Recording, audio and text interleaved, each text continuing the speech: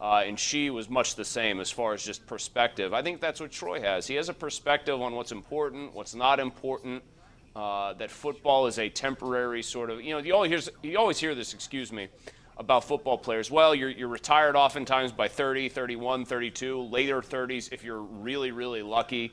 And then you've got this whole life ahead of you. And you hear about guys struggle for meaning and to find purpose after the game that's dominated so much of their lives. I think the one thing when you think about Troy, a worldly guy, a guy with interests way outside of the game of football, I think he likes soccer on TV more than he likes any kind of American popular sport, Richie. He strikes me as a guy that just has a lot of interests outside the game, was always thoughtful, and I don't know, great guy, seems like a great guy and the kind of ambassador you'd want to have in a city. I mean, that's the best way I can put it about him because I just think he's a very interesting guy. I think, you know what, one selfish thing I wish he would talk more, and when he does talk, say even more, because he's very profound, but you just feel like there are insights for all sort of walks of life that guy probably has that we'll probably never hear just because he's such a private person by nature.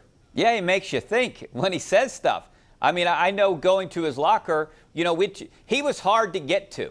It was interesting because, I'm in the Steelers locker room all the time, or I was until COVID, and he would be a guy that you would get later in the week. You kind of knew when, but he would dip in and out of the locker room, and he didn't really want to be bothered. But then when he would hold court, on a Friday usually is when he talked, and a lot of us talked to him. But he'd sit there and answer every one of the questions. But he didn't really want to talk to the media, but he knew he had to. But he was nice to everyone and answered everyone's question. I don't remember him really ever getting upset.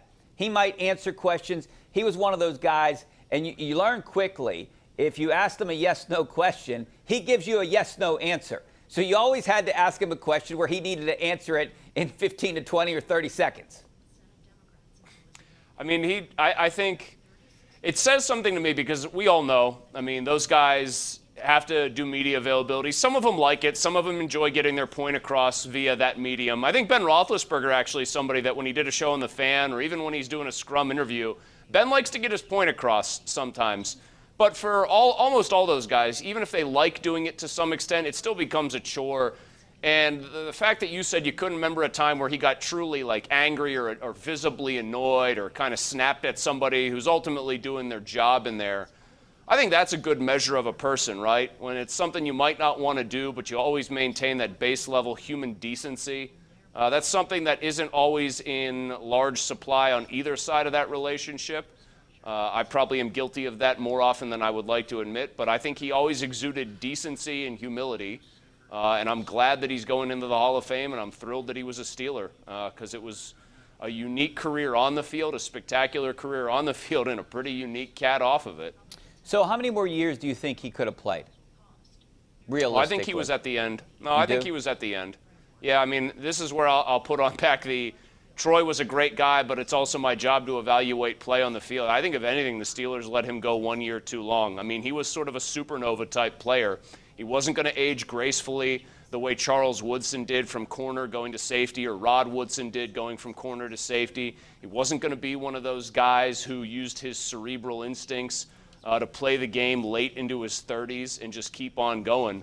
I mean, he was going to always burn very bright, very hot, very fast, relatively speaking, I guess, to maybe some other great players. You were going to get the absolute most from Troy Polamalu for a set amount of time, and then there was going to be nothing left. If anything, I think the Steelers let him, like I said, hang on 1 year too long. I think when he retired, he was very much done as an NFL player, and there's nothing wrong with that, by the way. Yeah. In fact, there's only one Tom Brady for a reason. Top 5 safety of all time? Oh, on the spot like this? Yeah, I'm just throwing it out there because I was thinking about it when I was writing my script. Are you saying is he, or do you want? I just want, first team, he's a first ballot Hall of Famer. In your opinion, just thinking about some of the names that come to your mind, is he top 5? Ed Reed, Ronnie Lott. Yeah, Ed Reed, Ronnie Lott are 2, for sure. Troy played the position differently than Ed Reed. I hate the Ed Reed, Troy, who was better discussions are always impossible. It's basically 6 of one, half dozen of the other. What style do you prefer? I guess I'd give a slight edge to Ed Reed only because guys like Brady and Belichick were apparently terrified of him and he kept them up at night. Brian Dawkins in this era is up there. I would think. Yeah. I mean, he's a guy from Philly that probably didn't get celebrated as much as Reed or Polamalu. So those four, Lott, Dawkins, Reed, Polamalu. I'm just mainly going my era here, obviously. I don't know. I mean, it's tough to pick a fifth guy. Maybe a guy like Steve Atwater from a little bit further back in time. I mean, is that a name that you like? Yeah, that's definitely fair. Maybe a better question, Chris. Can a guy like Minkah Fitzpatrick come even close to what Troy Polamalu did? No, he wouldn't be the same style of player, one. I mean, Minkah is way closer to what Ed Reed brings to the table or brought to the table than he is the kind of player Troy was. I mean, let's be honest. Troy was that sort of – if Troy came out of college today and somebody looked at his basic skill set, they would love for him to be almost one of those hybrid linebacker-type weapons, right? Exactly. Like a guy that could play and truly line up like an extra linebacker but then could drop into coverage. I don't know. Minkah's Ed Reed light to me. I mean, that's no slight to Minkah because Ed Reed was just one of a kind. He was one of one. But Minkah is that true center fielder ball hawk type that you're hoping can just make a lot of good plays on the football. But no, I don't think, honestly, he's going to approach the sort of cult hero status and the sort of insane impact that Troy had on the Steelers. All right, let's get out to the phone lines real quick. Randy in Claysville. How you doing, Randy? Pretty good.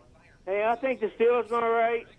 And I'd like to talk about the high school football thing coming up for next year.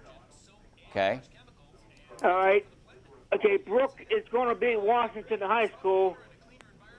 They're going to beat them by 30 points. What are they putting the water down there in Claysville, Richie? I mean, I know of a golf course down there, Dogwood Hills. I may or may not have played it at a few bachelor parties that were happening over the border in West Virginia. Nice little fun time down there. Yeah, why what were are you they over putting there? in the water down? What are they putting in the water down in Claysville? That's what I want to know. What are they putting in Randy's water specifically? All right, now to our Tri-State Office Furniture tweet of the night and a big signing for the Pittsburgh Penguins. They signed Teddy Bluger. This is from Matt Venzel. Teddy Bluger to a 2-year contract worth $2.2 million annually. So, they're making moves off the ice here to be better on the ice, keeping guys. That'll definitely help the Penguins next year. We're going to take a break. Back to take more phone calls coming up next. Stay right there.